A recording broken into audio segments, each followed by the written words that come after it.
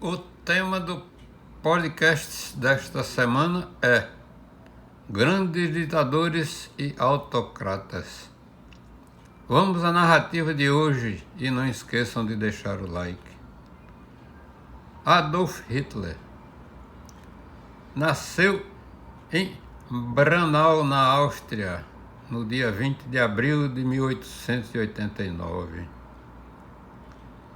Ele foi líder do partido nazista, chanceler do Reich e Führer, ou líder da Alemanha nazista, entre 1934 até 1945. Como ditador do Reich alemão, ele foi o principal instigador da Segunda Guerra Mundial na Europa e figura central do famoso Holocausto. Em seus primeiros 6 anos no poder, a economia alemã recuperou-se da Grande Depressão resultante da Primeira Guerra Mundial. Sua política externa agressiva é considerada um dos motivos que levaram a Europa e o mundo à Segunda Grande Guerra.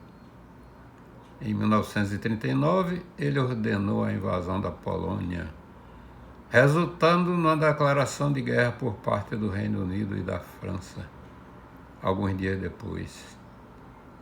Em 1941, Hitler ordenou a invasão da União Soviética, com o objetivo de destruir o Estado soviético, quebrando o pacto de não agressão que tinha firmado em 1939. Em 1942, as forças armadas nazistas já ocupavam boa parte da Europa continental, do norte da África e quase 1/4 do território soviético. Contudo, após falharem em conquistar Moscou e serem derrotados em Stalingrado, as forças nazistas começaram a retroceder. A entrada dos Estados Unidos na guerra, ao lado dos aliados, forçou a Alemanha a ficar na defensiva, acumulando uma série de derrotas a partir de 1943. Finalmente, no dia 30 de abril de 1945, Hitler e sua amante cometeram suicídio para evitar serem capturados pelo exército russo. Seus corpos foram queimados e enterrados, e uma semana mais tarde, a Alemanha se rendeu formalmente.